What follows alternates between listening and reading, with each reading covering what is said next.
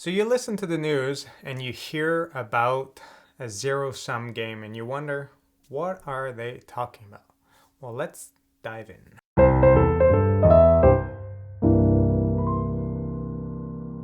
So in economics, there is a class of economics that we call game theory. And game theory does not necessarily revolve around games like tic-tac-toe or chess, but rather anytime there is a reaction between different individuals, so that you are not just a monopoly setting a different price and then the consumer's behaving in a certain way based on the price that you set, but rather that you're a business that can do something, but then other businesses around you react to your choice.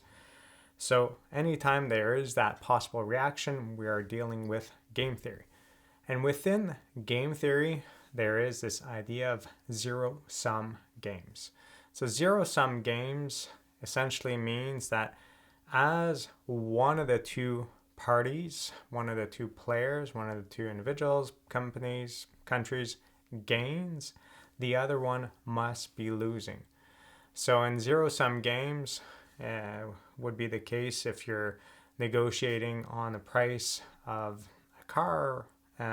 If you can get it for $1 less, you gain by paying less for the same product, but the person selling it loses that same dollar. So there is, regardless of the price, you could only gain if you're hurting the other person.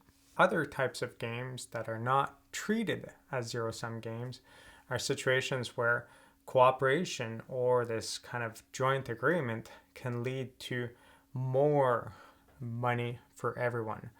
And this is often the classic games that is looked at in game theory that promotes the idea of cooperation, because you could have a situation where everyone's gaining not by hurting other people. And when we think about trade, that would typically not be a zero-sum game.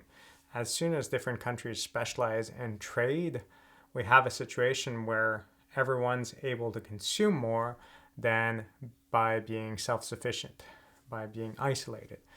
So zero-sum games are not applicable in that kind of scenario. And when we think about game theory and we think about cooperation or not, typically we're not talking about zero-sum games.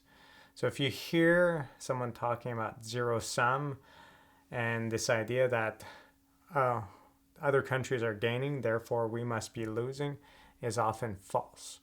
So there's often this idea that if you're gaining, we're also gaining more from this story.